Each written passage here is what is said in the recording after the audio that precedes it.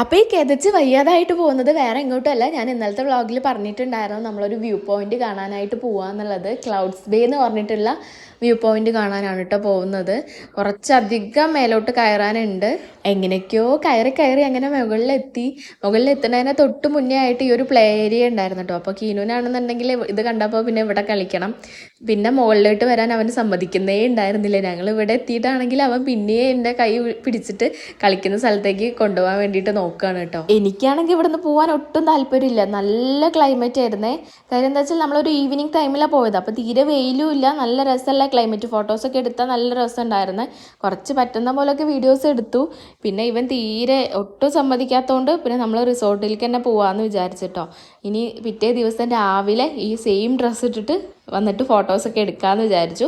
അപ്പോൾ നമ്മൾ നേരെ പിന്നെ റിസോർട്ടിലേക്ക് തന്നെ പോയി. പിന്നെ റിസോർട്ടിൽ തന്നെ നമുക്ക് ഈ ഒരു ആക്ടിവിറ്റി ഏരിയാസൊക്കെ വരുന്നുണ്ട്.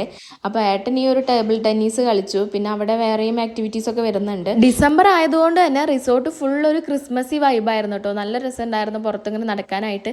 കീനു കുറേ നേരം അവിടെ ഓടി കളിച്ചു, പിന്നെ ഊഞ്ഞാലാടി. അത് കഴിഞ്ഞ് പിന്നെ നമ്മൾ റൂമിലോട്ട് പോയിട്ടോ.